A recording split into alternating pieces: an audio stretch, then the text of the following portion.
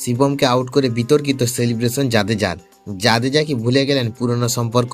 বন্ধুরা, আপনারা যদি দেখতে চান তাহলে ভিডিওটি শেষ অবধি দেখতে হবে, চ্যানেলটিকে সাবস্ক্রাইব করে একটা লাইক দিতে হবে এবং নোটিফিকেশন বেল আইকন দাবাতে হবে। আইপিএল 2026-এর তৃতীয় ম্যাচে চেন্নাই সুপার কিংসের মুখোমুখি হয়েছিল রাজস্থান রয়্যালস। টস হেরে প্রথমে ব্যাট করতে নেমে শুরু থেকে চাপে পড়ে চেন্নাই।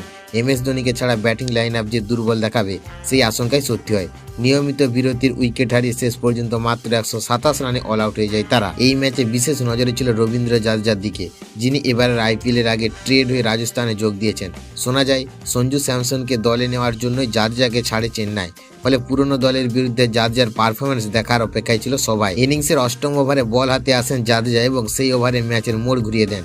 প্রথমে সারফরাজ খানের উইকেট নেওয়ার পর শেষ বলে আউট করেন শিবম দুবেকে। এর আগে জাদেজাকে বিশাল ছক্কা হাঁকিয়েছিলেন দুবে, কিন্তু শেষ বলে আবার বড় শট খেলতে গিয়ে বাউন্ডারিতে ক্যাচ দেন। তবে উইকেটের থেকেও বেশি চর্চায় উঠে আসে জাদেজার সেলিব্রেশন। দুবেকে আউট করে গান সেলিব্রেশন করেন তিনি, যা মুহূর্তে ভাইরাল হয়ে যায়। সোশ্যাল মিডিয়ায় শুরু হয় বিতর্ক। অনেকে প্রশ্ন তুলেছে, একই দেশের হয়ে খেলা দুই ক্রিকেটারের মধ্যে এমন আচরণ কি ঠিক?